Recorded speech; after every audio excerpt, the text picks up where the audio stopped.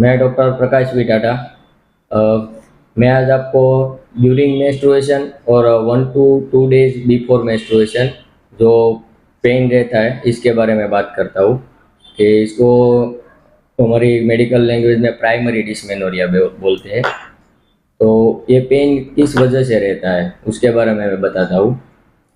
तो just before menstruation जो body का प्रोजेस्टेरोन लेवल होता है वो कम हो जाता है और इसकी वजह से जो गर्भाशय का अंदर का लेयर रहता है वो ब्रेक होता है और दूसरा हार्मोन जो प्रोस्टाग्लैंडिन बोलते हैं वो रिलीज होता है।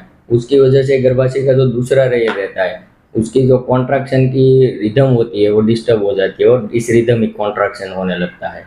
और दूसरी इफेक्ट प्रोस्टाग्लैंडिन की ये रहती है कि जो ब्लड वेसल रहती है इसका कंस्ट्रिक्शन कर देती है, तो ब्लड सप्लाई जो रहती है गर्भाशय के लेयर की वो कम हो जाती है। उसकी वजह से मायोमेट्रियल इस्केमिया होकर आपको पेन देता है। तो फिर ये इसमें और क्या होता है कि लोअर एब्डोमिनल पेन, तो नीचे के पेट में दर्द रहता है just 1 to 2 day before menstruation और 1 to 2 days ड्यूरिंग मेंस्ट्रुएशन और साथ में नोजिया, वोमिटिंग, हेडेक, डायरिया होता है।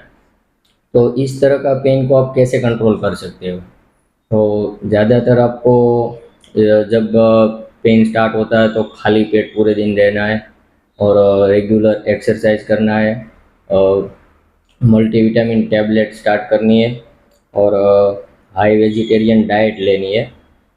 अगर इससे भी दर्द में आराम नहीं मिल रहा है वहाँ मोटर बैग यूज़ कर सकते हो आप। और इससे भी ज़्यादा दर्द रहता है कि पेन कम नहीं हो रहा तो एनाल्जेसिक पेन किलर जो आती है और एंटीपास्मोडिक ड्रग आती है वो यूज़ करना है। और इसकी और जो पैथोलॉजी रहती है तो आपको 3-4 दिन पहले पेन हो रहा है और 3-4 दिन बाद में मेंस्ट्रुएशन के पेन स्टार्ट ही रहता है तो आपको एक बार गायनेकोलॉजिस्ट का कंसर्न करना है।